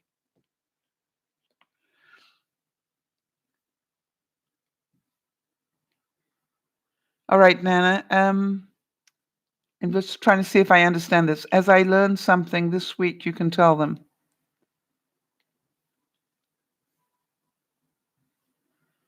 Yeah, it was just like I didn't feel, once I'd sort of processed it through, I wasn't angry. I didn't expect them to accept my counter.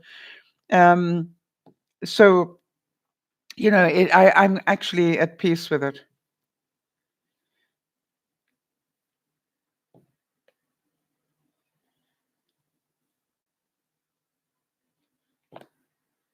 How many of you, how many of you actually do find yourself laughing every day about something? How many of you, I thought that, it was interesting. We heard last week of the passing of Tim Conway, who spent so many years with Carol Burnett. And, it was really interesting. Nana's saying, sorry, I just want to finish with Tim Conway. I was amazed. I'm pretty sure that Jody and I weren't the only ones that went back and watched a whole lot of Tim Conway clips and laughed until we cried with laughter. All right, so just to go back, Nana is now saying that you learned something this week. Okay, rest. So Nana, I actually did talk about it without your name being attached. I talked about it as a viewer had this happen, and I did it at lunchtime. So just because I thought it was an incredible example that happens to us all. And I also made some suggestions about it. So, okay. So just let you know, I did actually cover it, but I just didn't have your name attached to it because, I hadn't asked permission or anything. I just said a viewer. Yep. So thank you for sharing it with me because um, it really did help some people understand that, we need to make that filter ourselves. Is this something I want to tell? Yeah. All right. So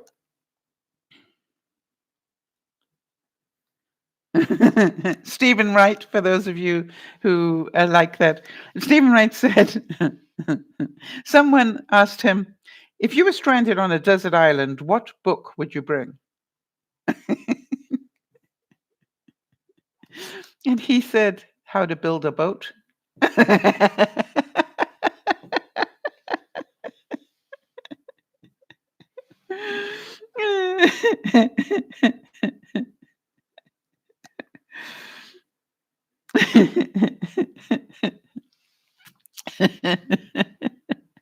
right, so here are some famous people. All right, so Bill Murray said, nothing prepared me for being this awesome. It's kind of a shock. It's kind of a shock to wake up every morning and be bathed in this purple light. How many of you feel that about yourselves? How lovely is that? He also said, people are like music. Some speak the truth and others are just noise. He said, don't think about your errors or failures, otherwise you'll never do anything. Good night, Nana. Sleep well. How many of you, spend a lot of time concentrating on what you've done wrong in your life instead of what you've done right? Do more of what you've done right. Do more good things every day. Not forget about the ones you didn't do too well. Right? We've all made mistakes. He also said there's a wonderful sense of well-being that begins to circulate up and down your spine, and you will feel that some makes you feel almost want to smile. So what's it like to be me, you ask yourself? What's it like to be me? The only way we'll ever know what it's like to be you is if you work your best at being you as often as you can. and keep reminding yourself where home is. You know, I spent a lot of my time trying to be somebody I wasn't. And I want to tell you, it didn't get me very, oh, it got me, actually, it got me a long way in a lot of ways. But, I wasn't happy. And I think that's why I ended up in depression so much and why I had all sorts of issues. I am much happier just being me now. I don't need everybody to like me. It's okay. I just, um, the same way as I say about doing Dear Mama Sal, to me, it's like, hey, if we help one person, I'm happy. And, it's really important that you understand why you're on this earth. I always like to give a kudos to Jody because she does this tireless work of being administrator for us and keeping notes for me so that I can just carry on talking while she makes notes. But it's like, it's it's such a kindness. She's a really kind human being, and to me, I am so grateful for her support, and that of all of you who come back, week after week, and we talk about things. I am hoping that somewhere along the line we've given you something to think about and something to make your life just a little bit easier. And I want to thank you for being there for me. It's really interesting when I decided that I am going to talk about things that happen to me as I sell my house. There was a bit of a risk because I realized there are going to be good things and bad things about selling my house. And wasn't quite sure how much of it I would want to necessarily talk about. And then I realized it's really important to talk about all of it because this is about life. It's very exciting to sell a house. I think one of the interesting things is it'll be interesting to see what it eventually sells for, because that will tell me how well did I invest my money. All right. When I put money down on this house 20 years ago, was it a good investment? And I believe that it was. And when it's all said and done, I'll be able to go, okay, that was a better investment than putting it in the stock market, or that's a better investment than doing X, Y, and Z.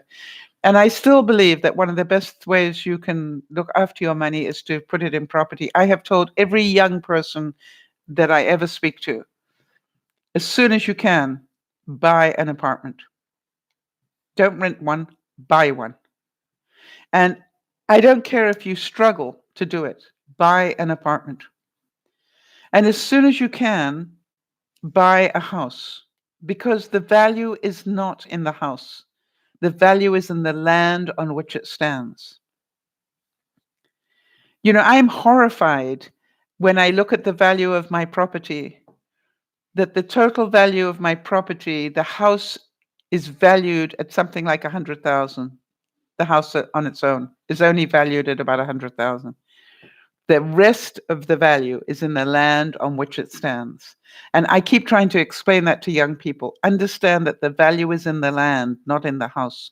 So you can afford to buy a pretty beat up place in a nice area, and that'll be a great investment over time. You can afford to buy a corner lot and never build on it. It's the land that is so valuable.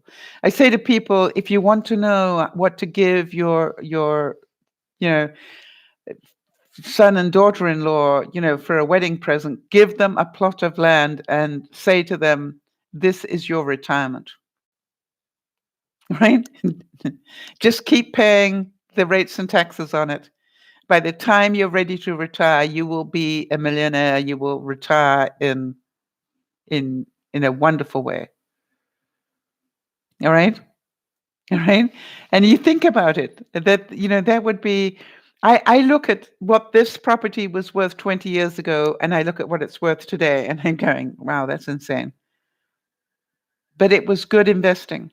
And I'm really pleased because I actually took a bit of money that I inherited and I plowed it all into this. And no, I lie. I plowed nearly all of it into this. And, it's really important to understand um, that there is smart investing and not so smart. Bill Murray also said it is hard to be an artist. Boy, that's interesting. It's hard to be anything. It's hard to be. One of the things that the realtor was telling me was that, boy, people really notice the art in my house. I'm quite surprised. Apparently, they've been quite blown away by the art. So I'm glad I had some to show. Bill Murray also said, life is so damn short. For sake, just do what makes you happy. What are you waiting for would be my question. Who has to give you permission to enjoy your life?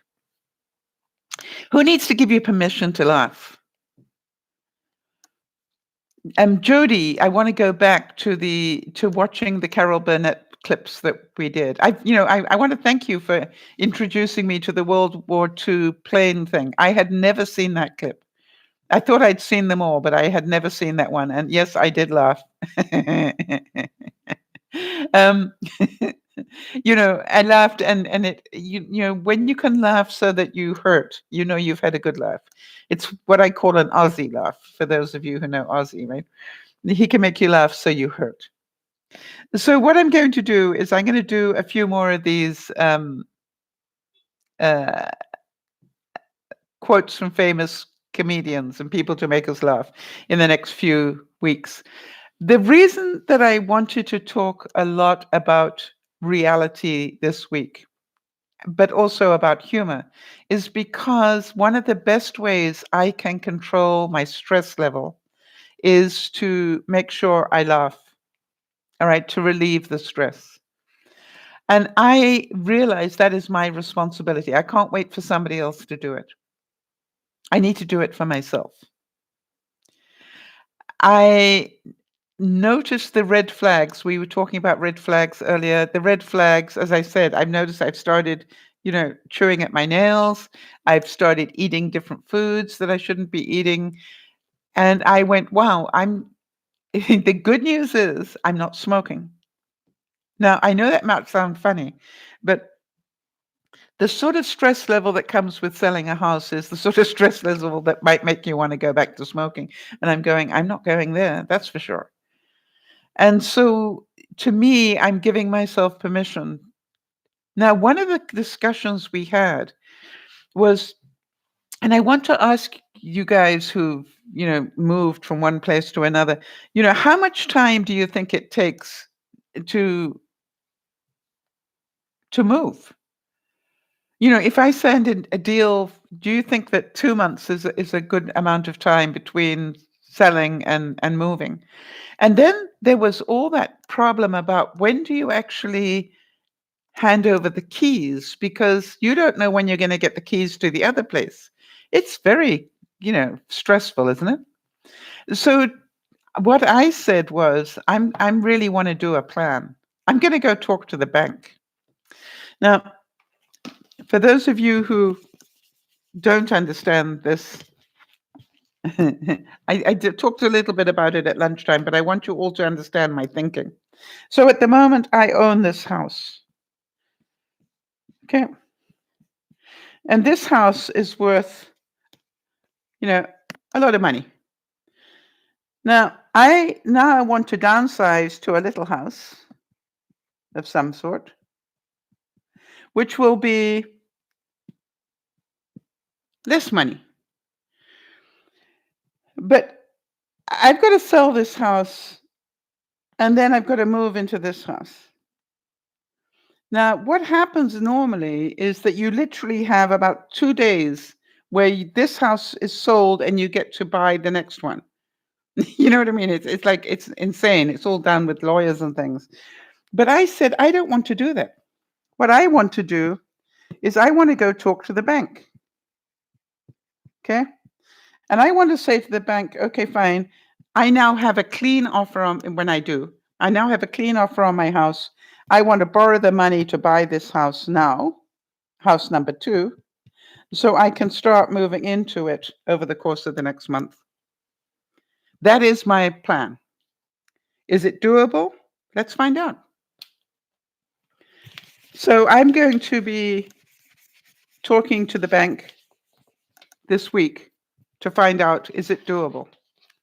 And the other question I will have, if I get a clean offer around this amount, I've got a pretty good idea of what my bottom line will be. If I get a clean offer about this amount, how much money will I be entitled to borrow? So that I know exactly how much money. I want to be pre-approved to borrow this much money, so I can, the day I get a clean offer, I can walk out and go, I will now buy this place now.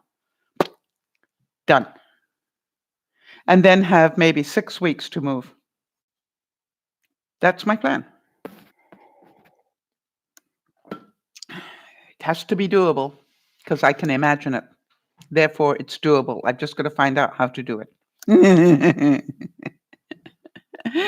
All right, everybody. So remember this week, if you don't make yourself smile, nobody's going to do it for you. So really, read funny quotes.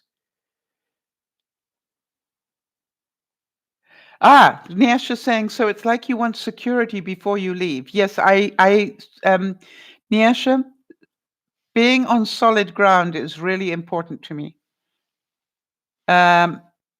When I say being on solid ground, I need to feel that's my safety. All right. So to be in the stress of not knowing, is this possible to do? Maybe there'll be something go wrong and I won't be able to do it properly. I want to know right now, when I get a clean offer, that the bank's going to say, go. And I can go, if I see something the next day, I can just literally buy it right there and then, totally. Not with a mortgage. I can just go, there's the money, even though I haven't got the money from this house yet. That will make me feel much safer. And that's what I'm going to try and do. Now, if I can't do it, I will probably sell the house and not buy for a while. And people are saying to me, well, where will you live? I said, well, I will either go and live in a hotel, or I will rent somewhere, or I will buy a big fifth wheel somewhere and go and live in that, maybe for 6 months or a year. Maybe I'll enjoy that. I don't know. But I don't want to be forced into selling in a hurry or buying in a hurry. I really don't want that. I would rather put my stuff into storage and pay for storage than make a stupid decision on something that I don't like. The other thing, Nyasha, just so you know, I made a decision that whatever I buy, if it needs a coat of paint, that's okay with me. I don't want to remodel, but I am prepared to paint. I found that painting this place was, quite easy to do, to actually paint it. But I had to strip wallpaper and do all sorts of things. I can do those things, but I don't want to remodel. I don't want to be ripping out things. So I'd like one that already has a nice kitchen and a nice bathroom. How many of you relate to what I'm saying? I don't want to be doing that again, because that really is very stressful. Or ripping up the floors. I don't want to be doing that again, because I remember that very well. The dust, and I just really don't want that. All right, people. So remember to smile at yourself. Isabel, so great to see you. Bonsoir, a bientôt, and to the rest of you, remember to please make yourself happy, because you are responsible for that, not somebody else. All right. So do what makes you happy this week, whatever that is. I will see some of you on Sunday, and for the rest of you, see you when I do. In the meantime, look after one another. A big hug to you all. But most of all, please, please remember to smile. It is good for your health. This is DearMamaSal saying bye-bye for now. Bye-bye.